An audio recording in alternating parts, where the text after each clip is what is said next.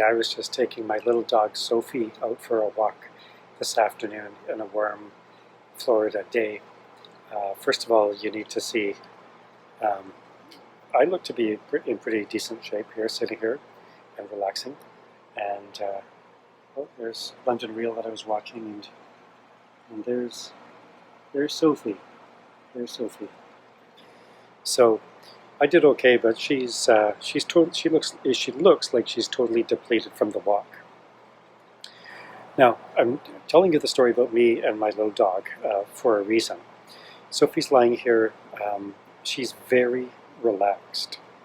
If we measured her blood pressure, her heart rate, her muscle tension in her body, she's very relaxed. And if the doorbell rang with Amazon delivering something, because I order from Amazon sometimes, she would immediately go from this relaxed state to totally up and animated and hyper aroused, and she'd go barking to the door. I would have to grab her and lasso her so the Amazon delivery guy didn't get licked to death, because it's actually friendly, but it is hyper aroused. Here's the point. After the Amazon guy leaves, Sophie would be back in this position. I'll show you again just for confirmation. Yeah, should be back in that state in about 90 seconds. So that's a healthy animal. That she can go from relaxed to alert and then back to relaxed relatively quickly. The problem with us human beings is that we, first of all, most of us are never that relaxed to start with. We're always a little bit aroused, agitated, activated, pick your word there. We're always a little bit aroused.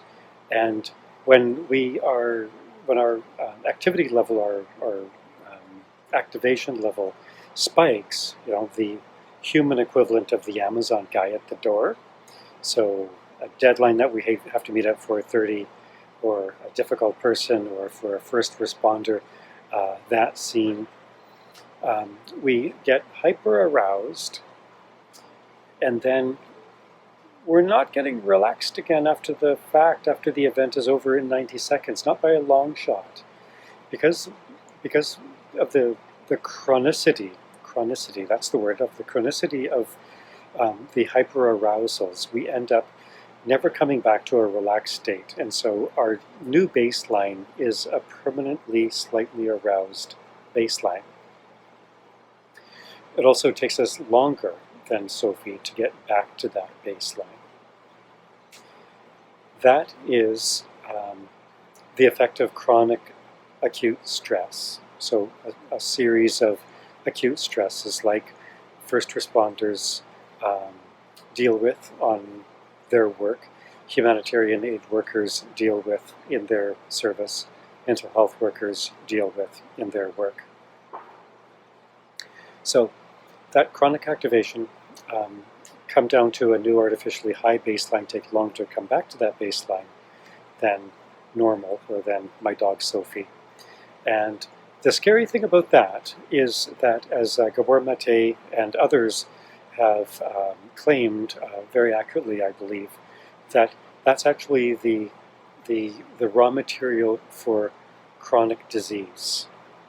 This chronic activation of our stress level, so chronic flooding of stress hormones, and as a consequence, the chronic deactivation of our parasympathetic nervous system is what leads to chronic disease.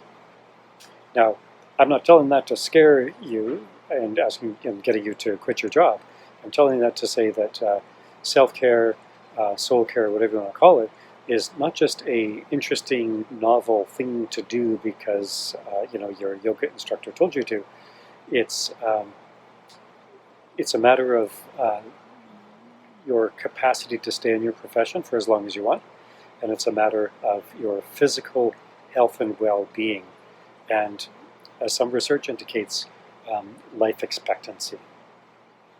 So in some videos coming up, I'm going to talk more in more detail about what you can do to bring that down and to be basically more like my dog Sophie and less like your usual self in your profession. Here's Sophie again. I've been talking for about 5 minutes and she has literally not moved. That's a relaxed state. Hang in there, everybody. Stay well. Talk to you next time. Here's an update. I came in from the outside, from the terraza, and I'm sitting on the inside. Sophie moved enough to come inside, and now she's sleeping somewhere else in this place. Hey, I hope you enjoyed the video. Definitely subscribe to this channel. You'll get more videos like this, hopefully a little bit amusing, but definitely telling a story and educating. And hey, pop me a comment. Let me know what you do to relax yourself as much as you can. Let me know what you're doing in the front line of EMS work or mental health work or humanitarian service work. What do you do to maintain a level of functioning in a chronic stress situation, since you probably just can't lie on the floor like my dog Sophie does? Let me know in the comment section. I'd love to hear.